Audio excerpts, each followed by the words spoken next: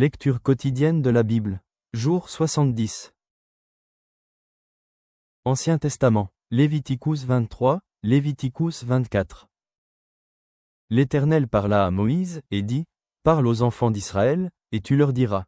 Les fêtes de l'Éternel, que vous publierez, seront de saintes convocations. Voici quelles sont mes fêtes. On travaillera 6 jours, mais le 7e jour est le sabbat, le jour du repos, il y aura une sainte convocation. Vous ne ferez aucun ouvrage. C'est le sabbat de l'Éternel, dans toutes vos demeures.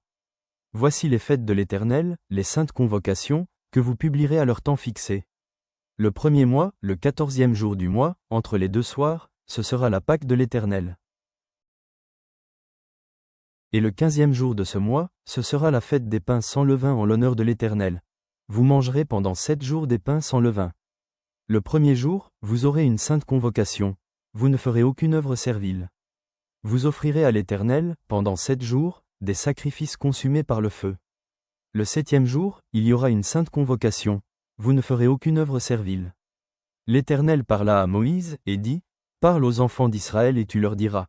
Quand vous serez entrés dans le pays que je vous donne, et que vous y ferez la moisson, vous apporterez au sacrificateur une gerbe, prémisse de votre moisson. Il agitera de côté et d'autre la gerbe devant l'Éternel, afin qu'elle soit agréée. Le sacrificateur l'agitera de côté et d'autre, le lendemain du sabbat. Le jour où vous agiterez la gerbe, vous offrirez en holocauste à l'Éternel un agneau d'1 an sans défaut. Vous y joindrez une offrande de 2/10 de fleur de farine pétrie à l'huile, comme offrande consumée par le feu, d'une agréable odeur à l'Éternel. Et vous ferez une libation d'1/4 de hachienne de vin.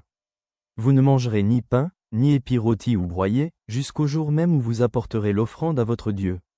C'est une loi perpétuelle pour vos descendants, dans tous les lieux où vous habiterez. Depuis le lendemain du sabbat, du jour où vous apporterez la gerbe pour être agitée de côté et d'autre, vous compterez 7 semaines entières.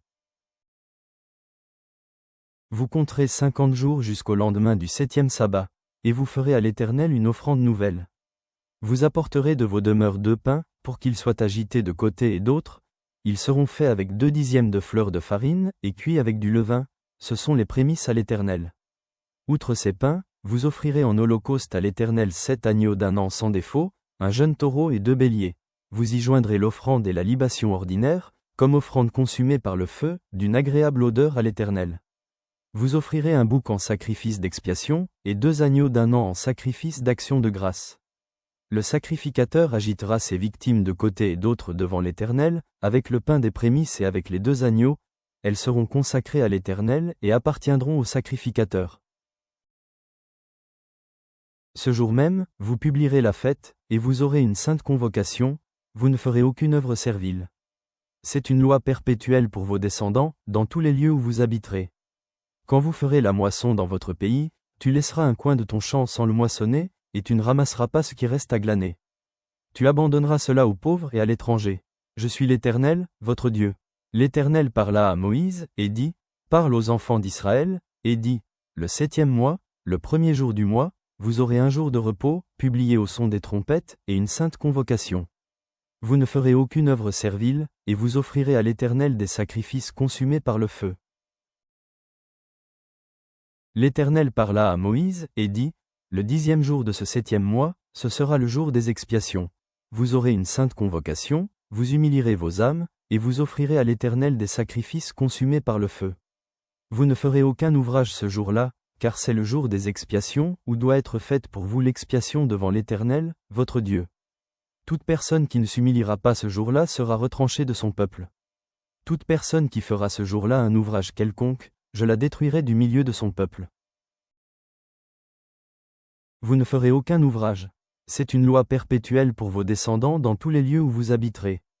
Ce sera pour vous un sabbat, un jour de repos, et vous humilierez vos âmes. Dès le soir du 9e jour jusqu'au soir suivant, vous célébrerez votre sabbat. L'Éternel parla à Moïse, et dit, « Parle aux enfants d'Israël, et dis, le 15e jour de ce 7e mois, ce sera la fête des tabernacles en l'honneur de l'Éternel, pendant 7 jours. Le 1er jour, il y aura une sainte convocation, vous ne ferez aucune œuvre servile. Pendant 7 jours, vous offrirez à l'Éternel des sacrifices consumés par le feu.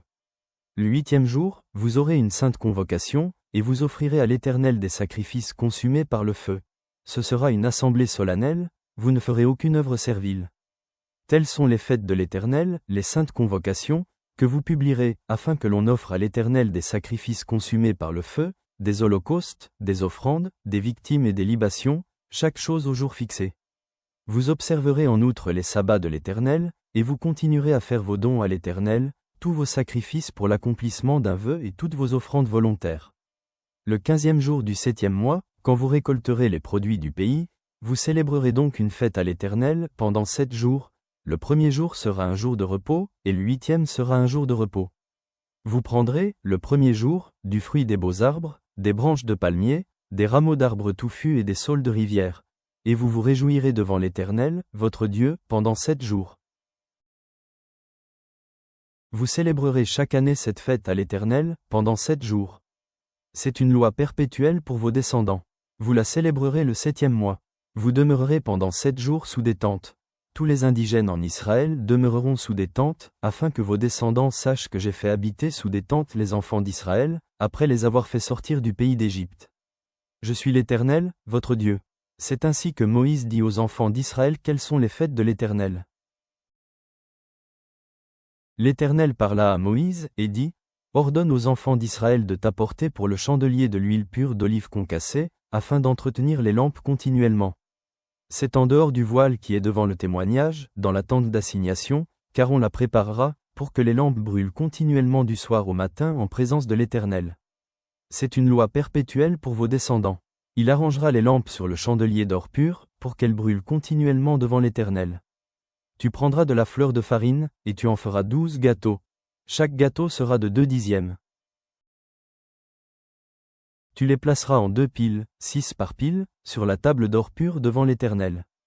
Tu mettras de l'encens pur sur chaque pile, et il sera sur le pain comme souvenir, comme une offrande consumée par le feu devant l'Éternel. Chaque jour de sabbat, on rangera ces pains devant l'Éternel, continuellement, c'est une alliance perpétuelle qu'observeront les enfants d'Israël. Ils appartiendront à Aaron et à ses fils, et ils les mangeront dans un lieu saint. Car ce sera pour eux une chose très sainte, une part des offrandes consumées par le feu devant l'Éternel.